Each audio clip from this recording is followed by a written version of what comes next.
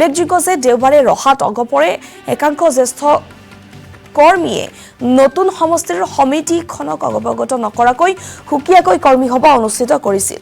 অগপৰ কেন্দ্ৰীয় সমিতিৰ উপসভাপতি তথা দলটোৰ ৰহাৰ তত্ত্বাৱধায়ক আৰু দলটোৰ প্ৰাৰ্থিত্ব প্ৰত্যাশী বিষ্ণু দাসৰ বিৰুদ্ধে মুকলি বিশুদ্ধাৰ প্ৰকাশ কৰিছিল আৰু দলীয় টিকট দিয়াৰ বিৰোধিতা কৰিছিল। তাৰ প্ৰতিক্ৰিয়া হিচাপে ৰহা অগপই এক সংবাদমেল আয়োজন কৰি ৰহা অগপত কোনো বিভাজন নাই বুলি দাবী কৰে।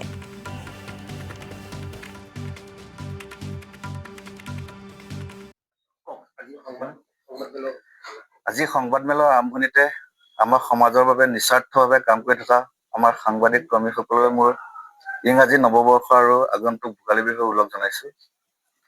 আজি সংবাদমেলখন আয়োজন কৰাৰ উদ্দেশ্য আছিল, যোৱাকালি আপোনালোকৰ সংবাদ মাধ্যমৰ যোগেদিয়ে দেখা পাইছিলো যে অসম গণ পৰিষদ ৰহা সমষ্টি দুভাগত বিভক্ত হৈছে, বা আমাৰ অসম গণ পৰিষদৰ ৰহা সমষ্টিত অন্তঃকণ্ডলৰ আৰম্ভণি হৈছে। কিন্তু তেনেকুৱা কোনো আমাৰ মাজত হোৱা নাই আজিলৈ, কিয়নো আপোনালোকে নিজে দেখিছিলে, আপোনালোক তাত উপস্থিতো আছিলে যে আজিৰ পৰা প্ৰায় 2 সপ্তাহ মানৰ আগত আমাৰ ৰহা সমষ্টিৰ পূৰ্ণাংগ সমষ্টি কমিটি গঠন হৈছিল।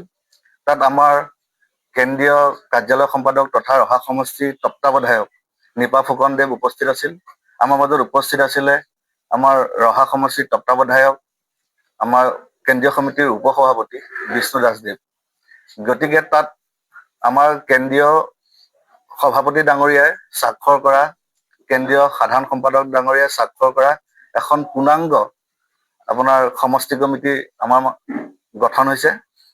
আৰু আমি ক্ষিপ্ৰতাৰে আমাৰ কেন্দ্ৰীয় কমিটিৰ নিৰ্দেশ মৰ্মে আমি যোৱা 1 তাৰিখৰ পৰা আপোনাৰ 11 তাৰিখলৈ যি বুথ সন্মিলন আছে, আমি তাক পূৰ্ণাংগৰূপে কৰিবলৈ আমি চেষ্টা কৰি আছো। আৰু ডেইলি আমাৰ প্ৰায় 2-3খন বুথ সন্মিলন আমাৰ অনুষ্ঠিত হৈ আছে। এতিয়া কথা হ'ল, আজি কালি আপোনাৰ